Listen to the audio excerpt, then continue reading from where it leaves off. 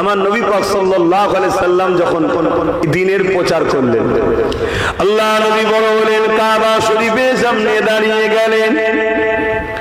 মক্কার মানুষ, এলাকার মানুষ দিকে ডাক দিলেন, হে আমার প্রতিবেশী এলাকার মানুষেরা, এদিকে সবাই আসো। সবাই আমার নবী পাকের ডাকে সাড়া দিলেন, কেননা 40 বছর ধরে তারা আমার নবী পাককে দেখতে লেগেছে। আমার নবী পাকের আখলাক, আমার নবী পাকের চরিত্র, আমার নবী পাকের আদর্শে পুরো মক্কার মানুষ বড় পাগল দিওয়ানা হয়ে গিয়েছিল। এই নবী পাক যখনই ডেকেছে, তারা কাবা শরীফের সামনে এসে ভিড় করেছে।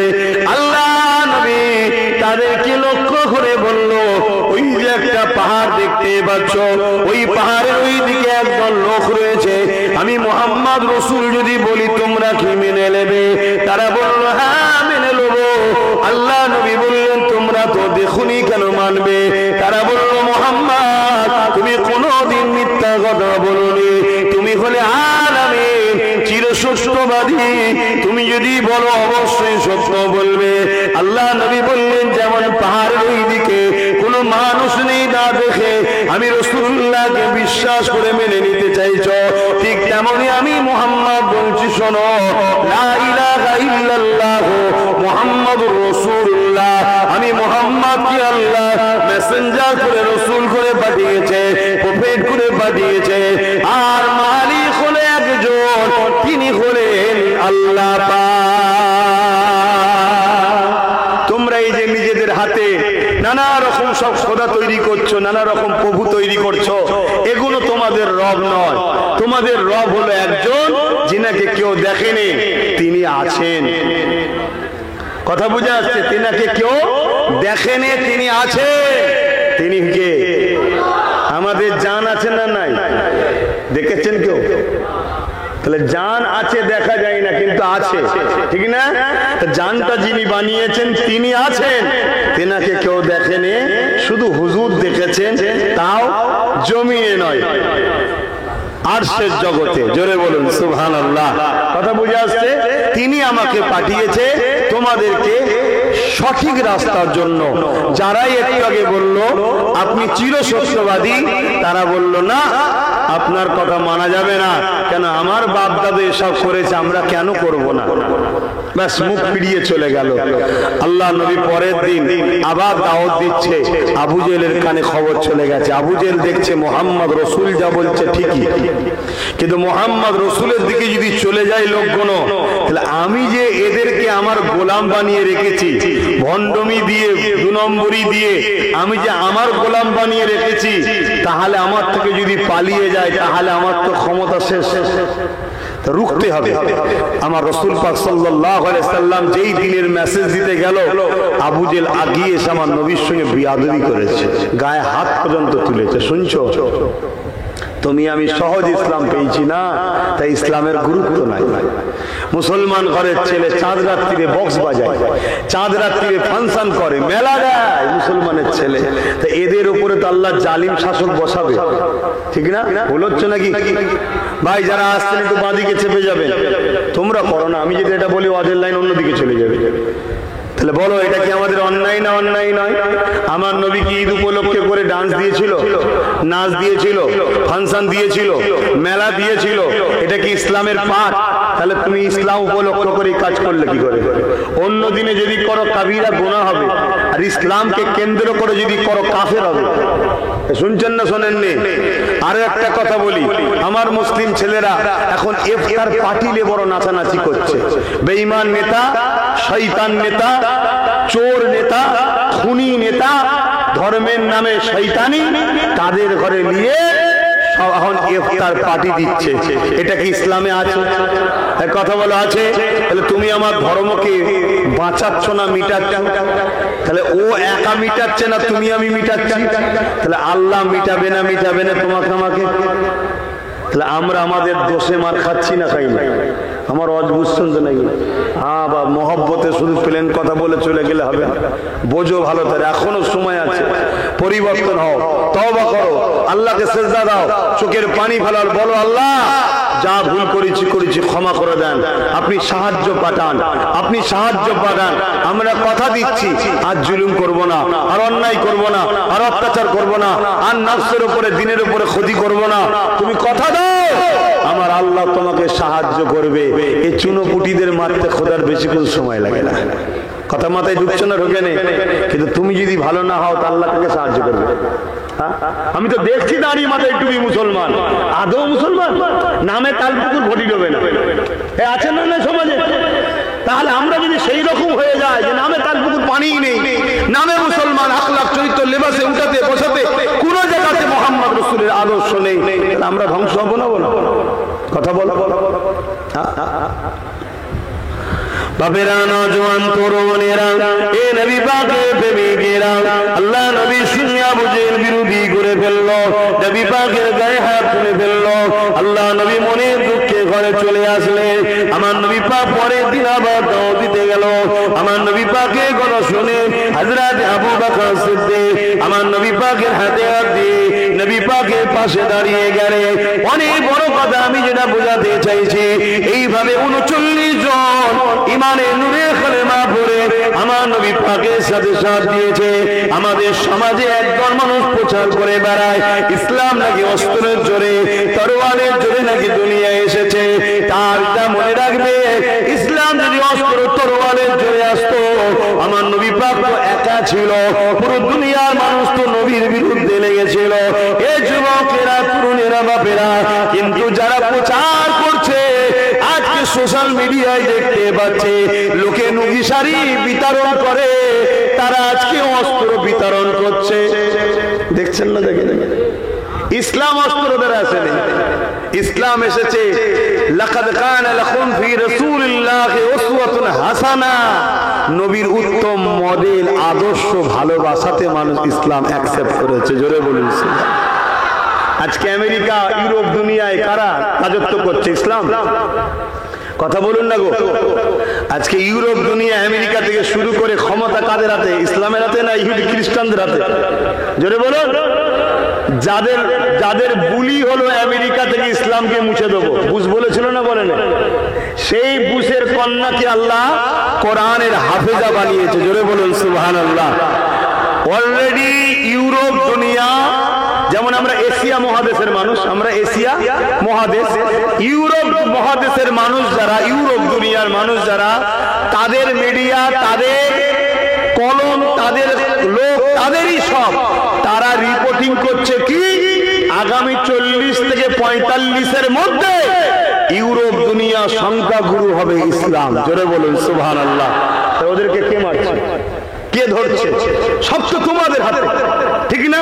যেমন আমার দেশের কথা বলি, শুধু একটাই কথা বাজারে চলছে, চলছে না? চলছে না? হ্যাঁ, যে আমাদেরকে মেরে ফেললো, আমাদেরকে শেষ করে ফেললো। আরে প্রধানমন্ত্রী তোদের, সিএম তোদের, পিএম তোদের, ডিএম তোদের, সব তোদের, এরপরও নিরাপত্তাই না থাকিস, এর জন্য দূষিত আমরা নয়। কেন আমরা কোনো পদে আছি ভাই?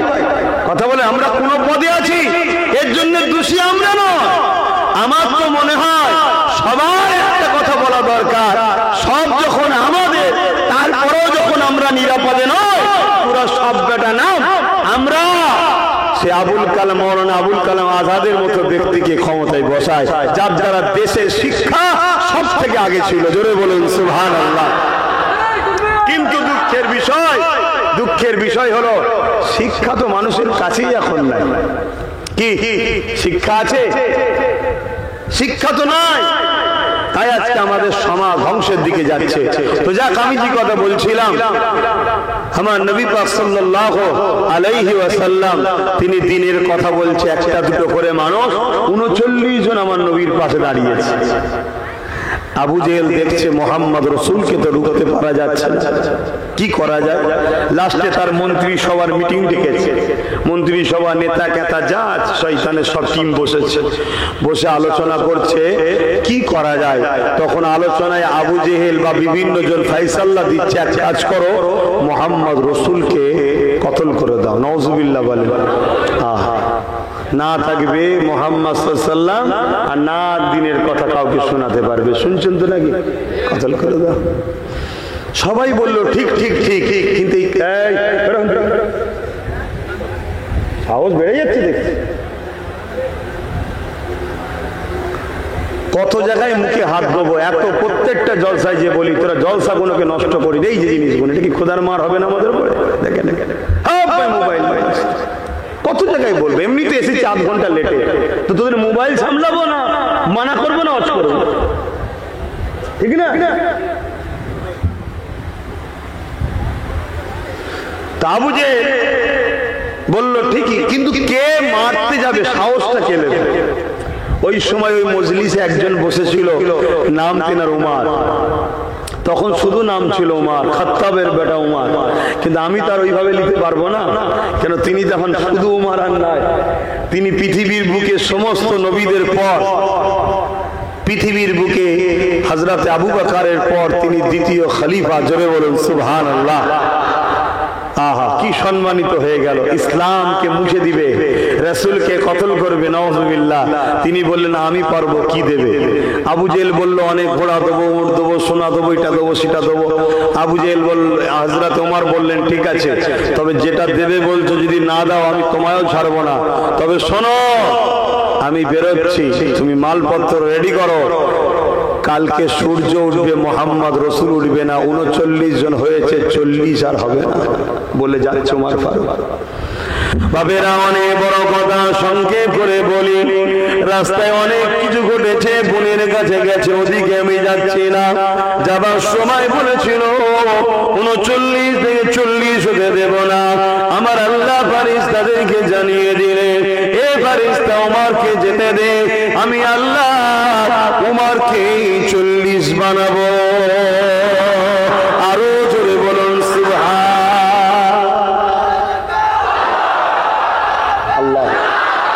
তাই যারা ইসলামকে মুছতে চাইছে, আল্লাহ তাদের সঙ্গে দুই ধরনের ব্যবহার করেছে।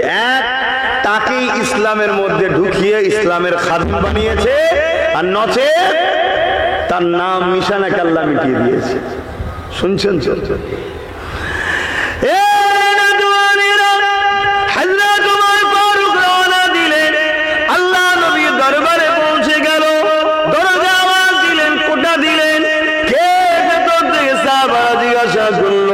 বাইরে থেকে আওয়াজ এসে গেল, আমি খাত্তাবের বেটা ওমর।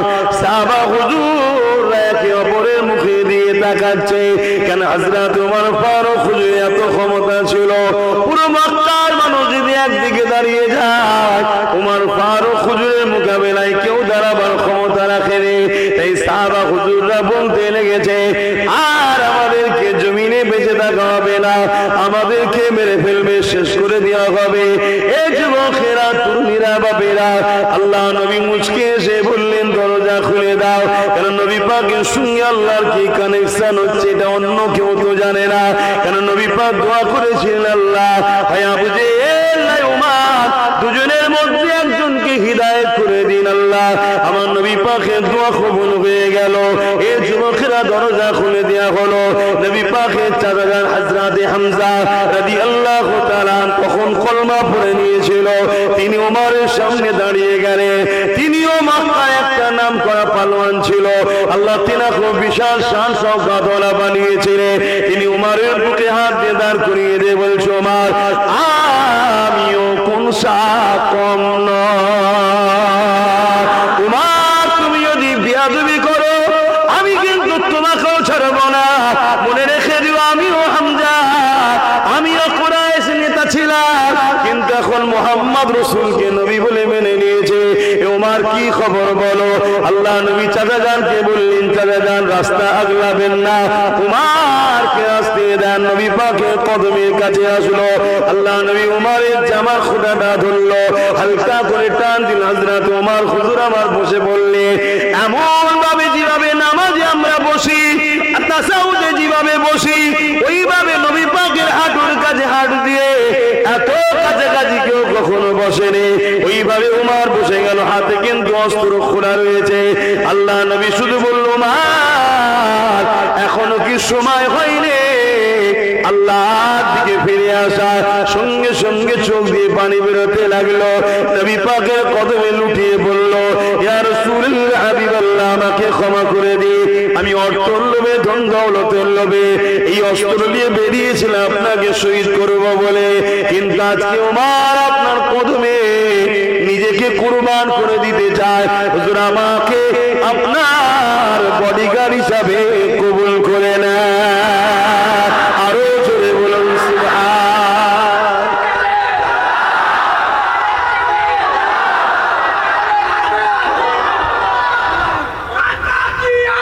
মারহাবা, মারহাবা, মারহাবা, मारहबा।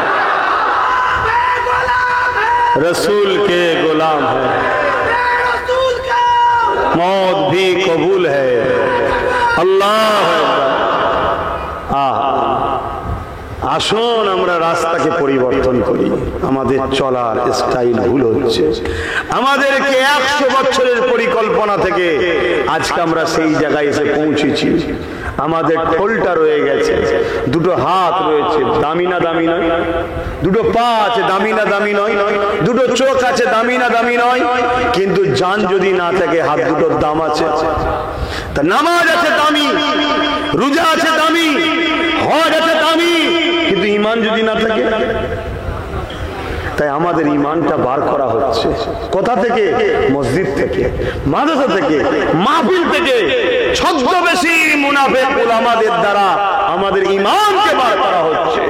তাই মনে রাখবে, যেমন সোনা চিনতে গেলে কোষ্টি পাথর দরকার, মুমিন না মুনাফিক চিনতে গেলে দাড়ি টুপি নামাজ রোজা আলেম দেখলে ধরা যায় না, মুহাম্মদ রাসূল আছে কিনা দেখতে হয়। জোরে বলুন সুবহানাল্লাহ।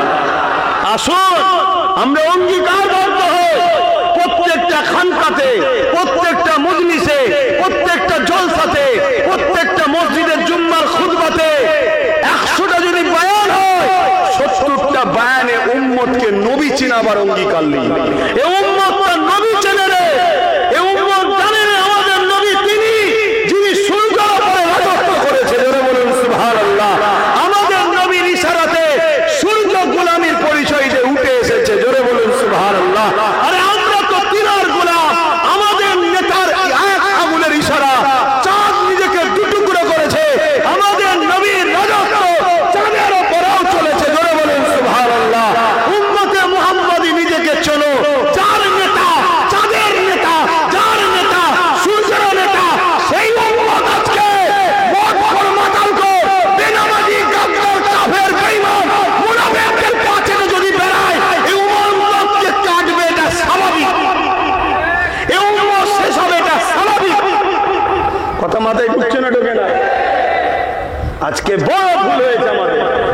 আমরা নিজেরা এর খেসারত ভোগ করছি। তাই এখনো সময় আছে।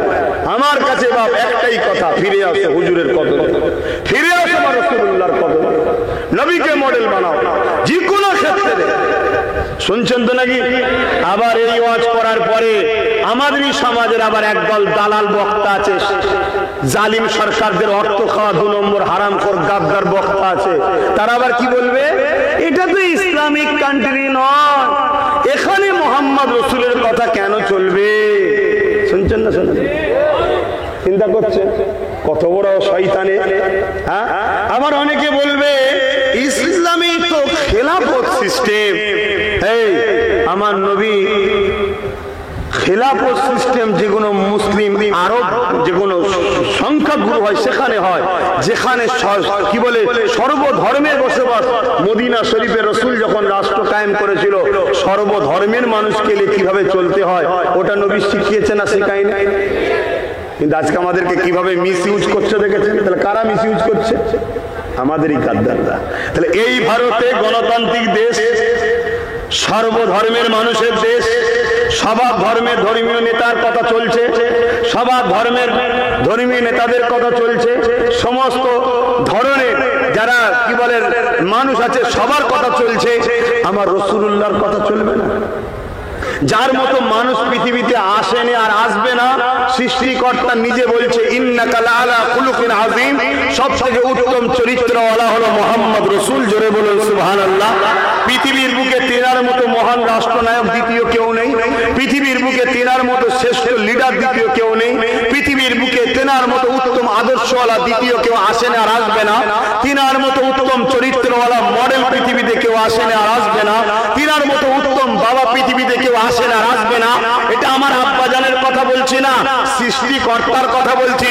সৃষ্টিকর্তা কালামুল্লাহর মধ্যে বলেছে, আর কালামুল্লাহ যদি সৃষ্টিকর্তার কথা না হতো তাহলে 1000 বছর ধরে 1500 বছর ধরে এর মধ্যে অনেক ভুল বেরিয়ে যেত। যেমন অনেক জায়গায় অনেক কিতাবে ভুল বেরোচ্ছে, সংযোজন হচ্ছে, সংশোধন হচ্ছে, সময়ের আবহাওয়ার সঙ্গে পাল্লা দিয়ে পাচ্ছে না, তাই আবার নতুন করে সেটাকে সংস্কার করা হচ্ছে, নানা রকম চলছে। আমেরিকাতে একটা কম্পিউটার তৈরি করা হলো, ওই কম্পিউটারে কোন গ্রন্থ সৃষ্টিকর্তার এটা নির্ভেজাল রিসার্চের জন্য এর জন্য পরীক্ষা করা হলো, যেটাই দেয় রং রেড আলো জ্বলে, কোরআনকে যখন দেওয়া হলো গ্রিন আলো জ্বলছে। জোরে বলুন সুবহানাল্লাহ, আরো জোরে বলুন সুবহানাল্লাহ। চলে আসুন, কোরআন কালামুল্লাহ।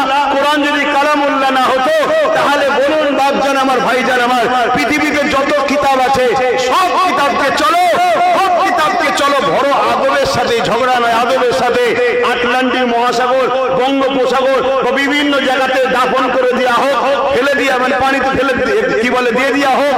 মনে রাখবে কোরআন ছাড়া দ্বিতীয় পৃথিবীতে কোনো কিতাব আর দ্বিতীয়বার হবে না। জোরে বলুন সুবহানাল্লাহ। কেন? কোরআন আমার সৃষ্টিকর্তা আল্লাহ ওয়াদা করেছে, কোরআনের হেফাজতের দায়িত্ব আমি নিচ্ছি। তাই কোরআন কয়েক কোটি হাফেজ আছে যাদের সিনাতে কোরআন আছে। জোরে বলুন সুবহানাল্লাহ। কয়েক কোটি আলেম আছে, হাফেজ কোরআন বলবে আর হাফেজ মওলা কোরআন তেলাওয়াত করবে, আর আলেম যে জবর পেশ নুকতা দিয়ে লিখতে থাকবে। জোরে বলুন সুবহানাল্লাহ। কোরআনের মুজিজা এটা যে কোরআন আমার রাসূলের সবথেকে বড় মুজিজা হলো কোরআন শরীফ। জোরে বলুন সুবহানাল্লাহ। শুনছেন তো নাকি? তাহলে সেই কোরআন বলছে মুহাম্মদ রাসূল সর্বকালে সর্বশ্রেষ্ঠ মহানায়ক। বাইবেল থেকে শুরু করে যত ধর্মগুরুরা রয়েছেন সবাই তারাও বলেছেন যে মুহাম্মদ সাল্লাল্লাহু আলাইহি ওয়াসাল্লাম সর্বকালের সর্বশ্রেষ্ঠ। জোরে বলুন সুবহানাল্লাহ। খ্রিস্টান ধর্মের এক মহাযাজক মাইকেল এইচার তিনি একটা কিতাব লিখেছে, সেই কিতাবের মধ্যেও লিখছে 100 জন পৃথিবী বিখ্যাত মনীষীর নাম। তিনি নিজে একজন ঈসা নবীর মান্যওয়ালা, তারপরেও তিনি নম্বর 1-এ দিচ্ছেন মুহাম্মদ রাসূল হলো পৃথিবীর শ্রেষ্ঠ। জোরে বলুন সুবহানাল্লাহ। তো সেই নবীকে অনুসরণ করা আমাদের দরকার আছে না? আমার নবীর কোন আদর্শটা সমাজ বিরোধী, আমার নবীর কোন কথাটা মানব বিরোধী, আমার নবীর কোন কথাটা মনুষ্যত্বের বিরুদ্ধে, আমার নবীর কোন কথাটা সমাজের বিরুদ্ধে, একটা কেউ প্রমাণ করতে পারবে? কথা বলে? তাহলে তিনি যখন সব থেকে উত্তম, কে মানুষ চাই না মানুষ, আমি যখন দাবি করি তেনার উম্মত, আমাকে তেনার নকশা কদমে চলা দরকার আছে না? আল্লাহ নবী বললেন অন্যায় দেখলে হাত দিয়ে রোখো। আল্লাহ নবী বললেন অন্যায় যদি হাত দিয়ে রুখতে না পারো, মুখ দিয়ে অন্যায়ের বিরুদ্ধে প্রতিবাদ করো। যদি অন্যায়ের বিরুদ্ধে মুখ দিয়ে প্রতিবাদ করতে না পারো, তাহলে আমি রাসূলুল্লাহ বলে দিই অন্তর থেকে ঘৃণা করো। কোনোভাবেই অন্যায়ের সঙ্গে জুড়তে ইসলাম বলেনি। নম্বর 1 হলো অন্যায়কে মেটাও, নাম্বার 2 হলো হাত দিয়ে মেটাও, না হয় মুখ দিয়ে বলো, না হয় অন্তর থেকে ঘৃণা করো। কোরআনেও তো আল্লাহ এটাই জানিয়েছে। এ যুবকেরা, আল্লাহ কোরআনে জানিয়ে দিলেন কুনতুম খায়রা উম্মাতিন উখরিজাত লিন-নাস তা'মুরুনা বিল মারুফ ওয়া তানহাউনা আনিল মুনকার। অন্যায়কে মিটাও, ন্যায়কে প্রতিষ্ঠিত করো, এটা হলো ইসলাম। আল্লাহ তো দুটো কাজ দিয়েছে, অন্যায়কে মিটাও, ন্যায়কে প্রতিষ্ঠিত করো। কি ও কমিটি অসুবিধা হচ্ছে নাকি? দুটো কাজ না, এখন কমিটি গুলো তো টেনশনে আছে, ঠিক না? কাকে দাওয়াত করেছো? না আব্বাস সিদ্দিকী, জলসা হবে না। আর কি হুজুর নেই? উনাকে বাদ দিয়ে যাকে খুশি নিয়ে আসো। এমনও অফার পাওয়া যায়, উনাকে বাদ দাও, 1-2 লাখ টাকা আমি বলে করে দিচ্ছি। কথা বুঝছেন না? বোঝেন? তো সেই জন্য জিজ্ঞেস করছি, অসুবিধা হচ্ছে নাকি? আর তোমরা যদি আমায় দাওয়াত না করো আমি খাবো কি? এরম যদি কেউ মনে করে, আমার মনে হচ্ছে বড় বুক আর কেউ নেই। এই এতগুলো লোক বসে আছে, কেউ জলসা করে খায় নাকি? হ্যাঁ, তো কি করে খায়? এক একজনকে আল্লাহ এক এক ভাবে খাওয়ায়, ঠিক না? তাহলে এতগুলো লোককে আল্লাহ বিনা জলসাতে খাওয়াতে পারে, তা আর একটা আব্বাস সিদ্দিকীকে জলসা ছাড়া খাওয়াতে পারেন আল্লাহ? রেজেক আমার জলসা নয়, রেজেক হলো আমার আল্লাহ। রেজেক তোমার কাজ কাম নয়, রেজেক হলো আল্লাহ। আল্লাহ রেজেকের মালিক। মনে রাখবে, সাতসবক জমিনের নিচে, সাগর মহাসাগরের নিচে, সেখানেও ক্ষুদ্র ক্ষুদ্র পশুগুলোকেও, সৃষ্টিগুলোকেও টাইমে টাইমে আল্লাহ খাবার পৌঁছায়। জোরে বলুন সুবহানাল্লাহ। পৃথিবী, সারা পৃথিবীর দুজন বাদশা ছিল মুসলমান সারা পৃথিবীর, আর দুজন ছিল অমুসলিম সারা পৃথিবীর রাজা। কথা বুঝে আসছে? সারা পৃথিবীতে তারা হুকুমত করেছে, বাকি সব ছোট ছোট ছোট ছোট। তাই মুসলমানদের মধ্যে হযরত সুলাইমান আলাইহিস সালাম, তিনি ছিলেন পৃথিবীর রাজা। শুধু পৃথিবীর মানুষের নয়, জিন, দানব, কি বলে, মখলুকাতের উপরে তিনি রাজত্ব চলেছে। কথা বুঝে আসছে? মানে কি বলে, পিপিলিকাতে শুরু করে, জিন থেকে শুরু করে, এর উপরে তিনি রাজত্ব চলেছে। তো একদিন তিনি আল্লাহ পাককে বলছেন, আল্লাহ আমার একটু শখ গেছে, আমি আপনার সৃষ্টিকে খাওয়াবো, আপনার মখলুককে খাওয়াবো। আল্লাহ বলছেন, নবী সুলাইমান, তুমি পৃথিবীর রাজা হতে পারো, কিন্তু মনে রেখে দিও, তোমাকেও রাজা আমিই বানিয়েছি। বলুন সুবহানাল্লাহ। তুমি কিন্তু এই দায়িত্ব তুমি পারবে না, কারণ রেজেকের মালিক আমি আল্লাহ। আমি রেজেক কাউকে দিইনি, কারো হাতে ছাড়িনি, আমার কুদরতি হাতে আছে। শুনছেন? কিন্তু নবী আবদার করছে, আল্লাহ একবার সুযোগ দেন। আল্লাহ বললেন, তোমার যখন শখ গেছে তো লাও, করো। তা সেইভাবে সুলাইমান আলাইহিস সালাম খাবার রেডি করছে। আল্লাহ পাককে বলছে, আল্লাহ আমি তো খাবার রেডি করছি, খাবারগুলো যেন নষ্ট না হয়ে যায়। আপনি কুদরতি আল্লাহর। আগেকার সময়ও দেখবেন আমাদের খাবার বিনা ফ্রিজেই ভালো থাকে, আর এখন ফ্রিজে রেখেও খারাপ হচ্ছে, তাই না?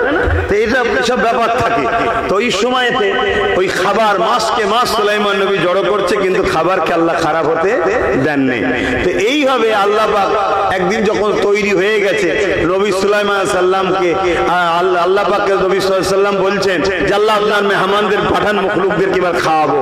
ওই সময় আল্লাহ সাগর থেকে একটা মাছকে, এক ধরনের প্রাণীকে পাঠিয়েছে, এক ধরনের প্রাণীকে পাঠিয়েছে। সে এসে নবী সুলাইমান আলাইহিস সালামকে সালাম দিচ্ছে। তিনি সবার বাদশা ছিলেন, সবার ভাষাটাও বুঝতেন। কথা বুঝে আসছে? তো সালাম দিচ্ছে, দিয়ে বললেন, আমি এসেছি অতিথি, আপনি নাকি আজকে দাওয়াত দিয়েছেন।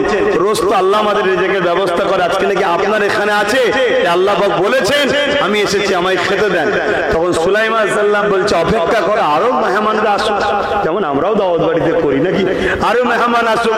তখন উনি বলছেন, শুনুন, আমার টাইমে টাইমে আমার আল্লাহ খাওয়ান। জোরে বলুন সুবহানাল্লাহ। দাওয়াত দিয়ে ওয়েট করাবেন না আপনি, আর আমার মালিক আমাকে প্রতিদিন টাইমে টাইমে খাওয়ান। জোরে বলুন সুবহানাল্লাহ। আপনি ওয়েট করাচ্ছেন কেন? সুলাইমান আলাইহিস সালাম বললেন, যাও, ওই মাঠে খাবার আছে, লাও খাও।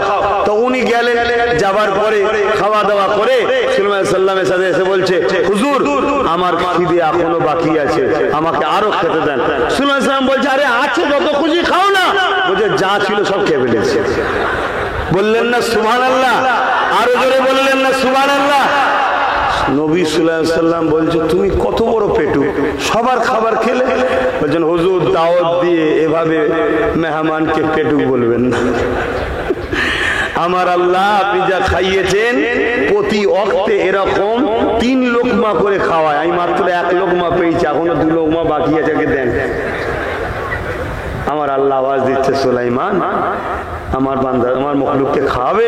সুলাইমান নবী সেদিন থেকে আসমানের দিকে মুখ তুলতেন না, সেদিন থেকে আসমানের দিকে মুখ তুলতেন না, যে আল্লাহ আমাকে মাফ করে দেন।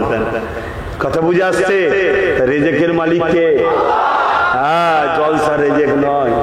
মনে রাখবে, আমার অনেক দরজা বন্ধ করার চেষ্টা অনেকে করেছে, হাজার হাজার জলসাকে আমার নষ্ট করেছে। কথা মনে রাখবে, কিন্তু একটা দরজা যদি বন্ধ হয়, আমার আল্লাহ হাজার দরজা আমার খুলেছে। জোরে বলুন সুবহানাল্লাহ। আল্লাহ খুলেছে, হাজারটা দরজা খুলেছে, এত খুলেছে আমি তো বিরক্ত হয়ে যাচ্ছি। লাস্টে জলসা করালেই লোকের সঙ্গে ঝগড়া হয়ে যাচ্ছে। সে নিতে হবে, আমি লোবো না, সে নিতে হবে, আমি লোবো না, এই নিয়ে ঝগড়া হয়ে যাচ্ছে। ঝগড়া বলতে ভালোবাসার ঝগড়া, ভাই ভাই যেমন মুখ কথাটা হয়ে যায় একটুখানি, সেটাই বলতে চাইছি। তো আমি যা কোন কথা বলতে গিয়ে দিকে চলে এলাম, একটু বলেন কোন কথা বলছিলাম?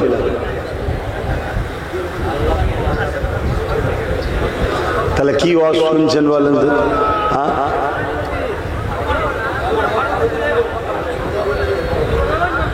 হযরত ওমর ফারুক হুজুর নবী পাকের হাতে হাত দিলেন, দিয়েই হুজুরকে বলছেন, হুজুর আমাকে ইজাজত দেন। কিসের বাবা? আমি কাবার সামনে দাঁড়িয়ে আল্লাহর কালেমার আওয়াজ তুলবো। জোরে বলুন সুবহানাল্লাহ। আপনি আমাকে ইজাজত দেন।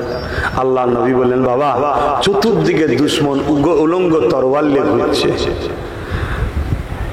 দেখলেই মুসলমানদের ঘরে মারছে। আজকেও মুসলমানদের দেখলেই মারছে না, মারে না? সেদিন মেরেছিল আবু জেহেল বাহিনী, আর আজকে কোন বাহিনী মারছে বুঝতে পারছেন তো?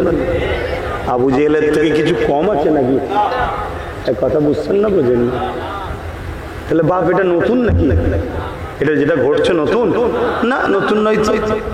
কিন্তু বাপ একটাই সমস্যা, সেদিন আমাদের মধ্যে মুনাফিক ছিল, কিন্তু আমরা মুনাফিককে পাত্তা না দিয়ে হুজুরকে ফলো করেছি, তাই আমরা বিজয় পেয়েছি। বদরে 313 জন দিয়ে আমরা কামিয়াবি হয়েছি। আর আজ আমাদের মধ্যে মুনাফিক যারা, তাদের পিছু নিয়ে আমরা ছুটতে শুরু করেছি। এজন্য আজ আমরা ধ্বংসের দিকে যাচ্ছি। আসুন প্রত্যেকটা মানুষকে মাপেন আমার হুজুরকে দিয়ে। আব্বাস সিদ্দিকীকেও মাপেন, 100 বার মাপতে হবে। এটা দুনিয়া, এটা দুনিয়া। রিসেন্ট দেখলাম মায়ের মোবাইল কেনার শখ গেছে, বাচ্চাকে বিক্রি করে মোবাইল কিনেছে। দেখেছেন না? দেখেন, মায়ের থেকে আপন এই জমিনে কেউ আছে? কিন্তু দুনিয়াতে কি ঘটে বুঝতে পারছেন? মা নিজের বাচ্চাকে বিক্রি করে মোবাইল কিনেছে। তাহলে আব্বাস সিদ্দিকীকেও পরীক্ষা করা ছাড়া তুমি যদি চোখ মুজে ধরো, আমিও চাই না ও মুসলমান ঠিক কাজ করছে। কিন্তু পরীক্ষা করার পরে যদি মনে হয় আব্বাস ঠিক, দুনিয়ার সবাই যদি তোমার উপরে পাহাড় ভেঙে ফেলে, তারপর আব্বাস ছাড়লে হবে না। এই মজবুত হও, তাহলে তোমাকে নিয়ে আগামী দিনে আমারও লড়ে শান্তি হবে, তাহলে আমিও রাস্তা ক্লিয়ার পাবো, বিজয় পাবো, তুমিও পাবে। আর না হয় তোমার ঠিক নেই, কখন এ ডাকলে ছুটছে, কখন ও ডাকলে ছুটছে, কখনো ও ডাকলে ছুটছে। আবার আব্বাস যদি বলে ফেলে যে আমার ভাই একটু অসুবিধা আছে, অমনি ওনার মুখে ভার হয়ে যাচ্ছে। কেন বলতে যাবে, কেন এটা করে